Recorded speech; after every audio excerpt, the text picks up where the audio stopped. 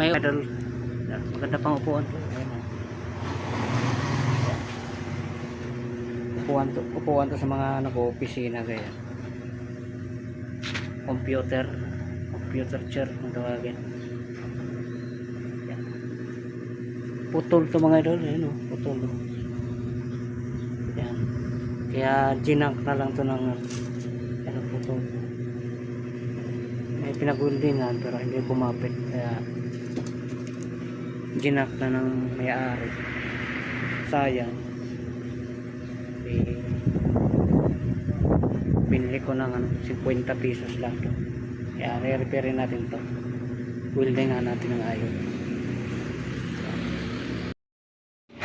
Pag winildingan natin to mga idol, kailangan meron tayong handang tubig ito. Para masusunog yan kanyang ito. Masusunog yan. Hindi natin tanggalin yan, natin lang babasahin ng tubig yan. Yung tubig. Talagaan lang natin ng basa ng tubig. Tapos ating weldingan.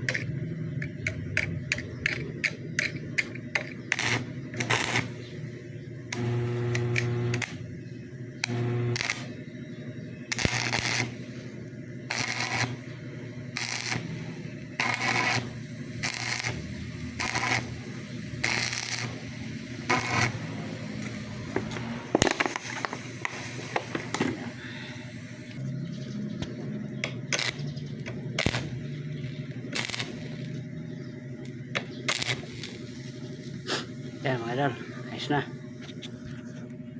Usahin natin. Yan mga idol.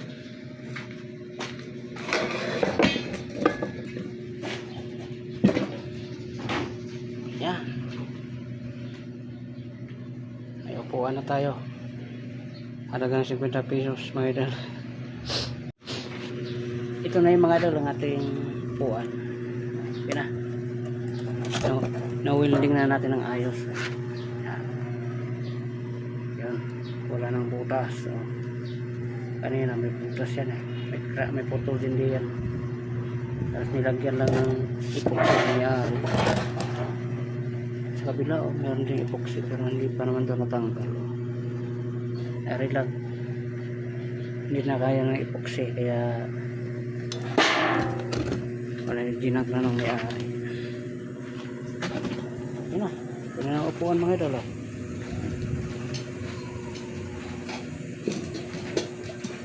na.